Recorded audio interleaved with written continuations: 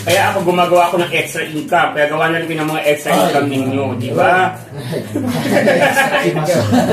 Yan.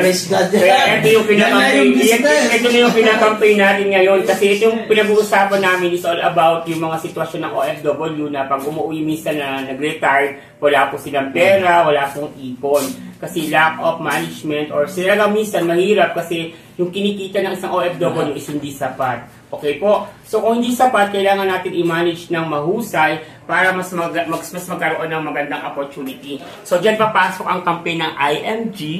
Yes, dito magkakaroon ka ng financial literacy na kung saan tuturuan tayo paano natin tatapusin yung utang natin, paano natin pag-aaralan ng mahusay ang paggamit ng pera. Take note, mapabilang tayo dito sa mga taong uunlad payaman or magkaroon ng magandang buhay. Yun. Diba? So to God be the glory sa inyong mga share. Maraming ano po ba? May tanong po ako, Coach. Ano po bang purpose ng IMG niyan?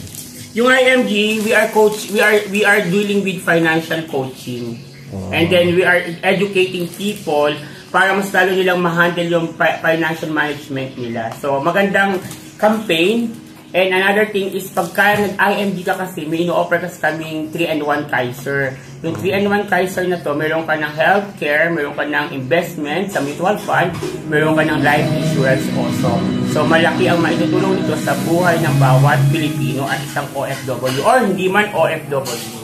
Kaya worldwide ang IMG. So, malaki talaga. Marami ng tao na tulungan. Right now, ang counting namin, nasa 11 million.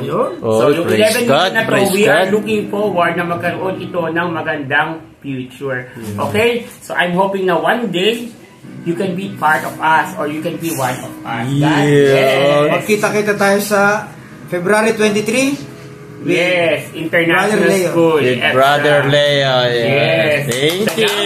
Another content. Thank you.